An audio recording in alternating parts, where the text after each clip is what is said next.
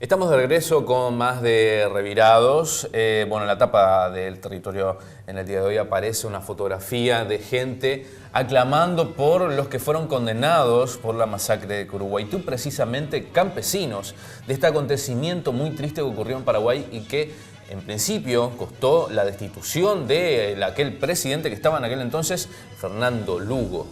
Sobre este y otros acontecimientos alrededor del mundo vamos a conocer de la mano de Carlos Serenelli.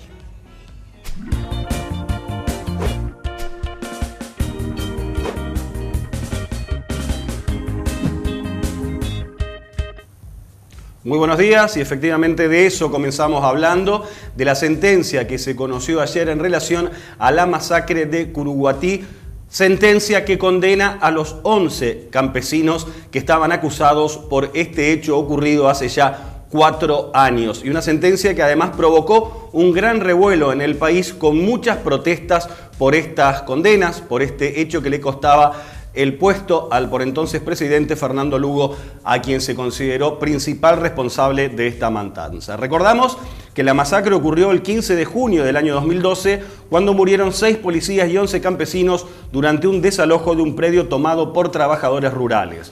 Esto a su vez causó la destitución del presidente Lugo, como decíamos, considerado principal responsable de la masacre por ordenar el desalojo, por lo que fue llevado a juicio político en el que se decidió su destitución. Los 11 campesinos llevados a juicio por esta masacre fueron encontrados culpables y recibieron penas de entre 4 y 35 años de prisión.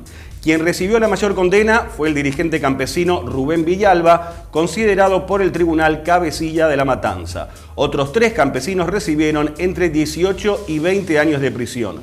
Y sobre los otros 7 acusados recayeron penas de 4 y 6 años de cárcel, entre ellos 3 mujeres que purgarán la pena en sus domicilios. Centenares de partidarios del expresidente Lugo se concentraron en la plaza aledaña al Palacio de Justicia para protestar contra las sentencias. En tanto, un grupo de familiares y allegados a los condenados que estaban presentes durante la lectura de la sentencia tomaron la sala del Palacio de Justicia, donde continúan a estas horas atrincherados. A su vez, otro grupo de personas cortó una ruta en Paraguay, también en protesta por las condenas. Por su parte, los abogados de los condenados afirmaron que la sentencia es nula, por lo que la apelarán. Argumentan, entre otras cosas, que una de las acusadas no estaba en la sala al momento de la lectura del fallo del tribunal, lo que aseguran es motivo por considerarla nula. El predio, cuyo desalojo originó la masacre, había sido donado al Estado paraguayo por una compañía paraguayo-argentina para la construcción de un cuartel de la Armada. El Estado lo aceptó, pero no tramitó el título de propiedad. Los campesinos consideraron a la finca como perteneciente al Estado, por lo que la ocuparon desde el año 2004, solicitando su entrega como parte de la reforma agraria. El propietario legal de la finca es el expresidente del Partido Colorado, Blas Riquelme. Tensión entonces, como vemos en Paraguay, tras conocerse ayer esta sentencia contra los 11 campesinos acusados y condenados por la masacre. ¿Por qué son consideradas injustas estas sentencias, Carlos? Se dice que todo esto en realidad estuvo armado, que fue un ardid de alguna manera para forzar la destitución del presidente Fernando Lugo, quien estaba siendo muy cuestionado sobre todo por sectores de derecha del país. El hecho fue bastante confuso. Cuando se fue la policía para realizar el desalojo, se dice que fueron emboscados por estos campesinos, pero se señala que todo esto fue alentado con ese fin, destituir al presidente paraguayo Fernando Lugo, como finalmente terminó ocurriendo. Cambiemos ahora de tema, vamos a hablar de Venezuela, que se debate entre la escasez y la toma de fábricas y una creciente tensión social en ese país. El presidente Nicolás Maduro tomó en los últimos días 2 significativas decisiones en medio de la crisis que vive el país: la apertura por unas horas de la frontera con Colombia y la intervención de una fábrica. Ayer Maduro comenzó a cumplir con su anuncio de intervención de las empresas que paren su producción.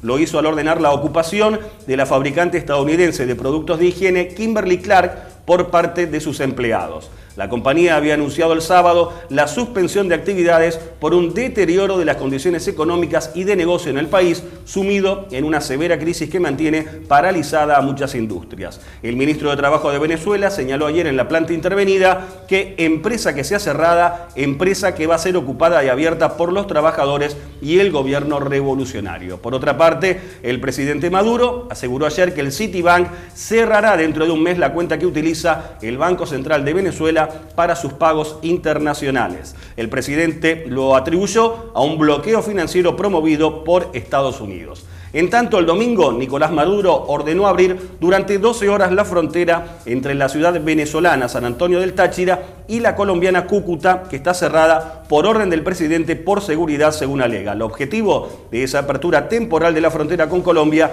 fue que los venezolanos puedan abastecerse, sobre todo de alimentos, ante la escasez que padece Venezuela. Se estima que unos 50.000 venezolanos cruzaron la frontera durante esas 12 horas que duró esa apertura temporal. Me cuesta un poco comprender un poco lo que sucede ahí en Venezuela, porque hay mucho discurso que demoniza al gobierno de Nicolás Maduro y por otro lado también es cierto que hay una crisis prolongada en ese país y por otro lado también es cierto que hay mucha injerencia de los Estados Unidos. ¿Qué visión tenés vos, Carlos, acerca de lo que pasa en Venezuela? Bueno, sin duda yo creo que es un conjunto de cosas, una propia situación interna complicada por propias decisiones del presidente Nicolás Maduro, como por ejemplo el férreo control de cambios, lo que dificulta la operación de muchas empresas, pero por otro lado es bastante evidente que está también la mano de Estados Unidos por detrás intentando desestabilizar a un gobierno que le es muy molesto, como lo es el de Nicolás Maduro. Y con esa situación, sobre todo de escasez de alimentos y remedios, se dice que el 80% de los productos que habitualmente se conseguían en Venezuela hoy no pueden comprarse por esa escasez. Eso ha provocado una situación social muy tensa que llevó, recordamos, a que la oposición tomara en las últimas elecciones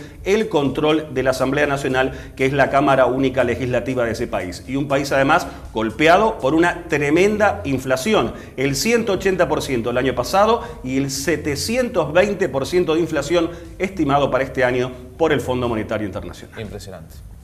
Cambiamos de tema, nos vamos ahora a Brasil, donde sigue habiendo novedades cada semana. En esta ocasión es la decisión del presidente de la Cámara de Diputados y principal impulsor del juicio político contra Dilma Rousseff, Eduardo Cunha, de renunciar a su cargo de presidente.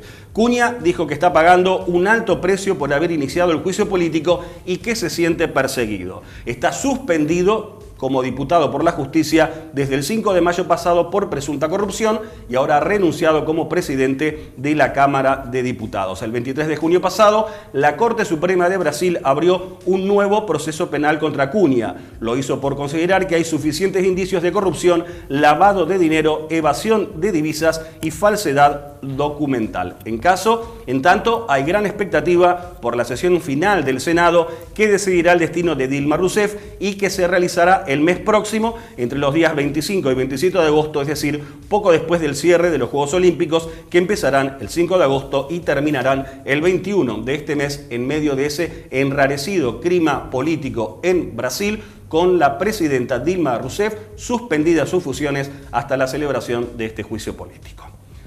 Vamos a hablar ahora de Estados Unidos, un tema que estremeció y que tiene muy preocupado a ese país, como lo es la creciente tensión racial, después de 2 nuevos casos de ciudadanos afroamericanos, es decir, de negros, matados por policías, y las consiguientes protestas que se generaron por esto y la matanza de 5 policías a manos de un francotirador el pasado jueves. Se realiza hoy en Dallas el funeral de esos 5 policías asesinados el jueves, como decíamos, por un francotirador.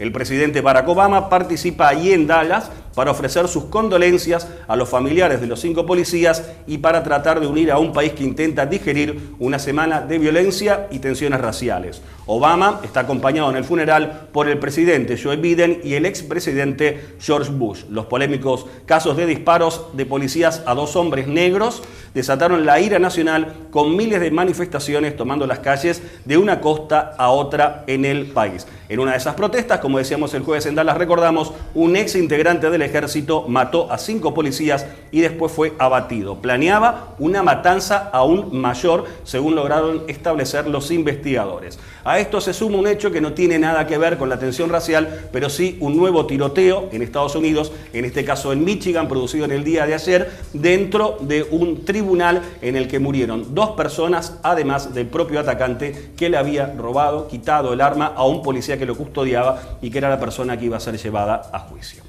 Y hablamos por último del Reino Unido, que tiene nueva primer ministro, mejor dicho, lo tendrá oficialmente desde mañana. Se trata de Theresa May, quien va a subir en reemplazo de David Cameron en el marco de la salida del Reino Unido de la Unión Europea, según decidieron los ciudadanos del Reino Unido en un referendo.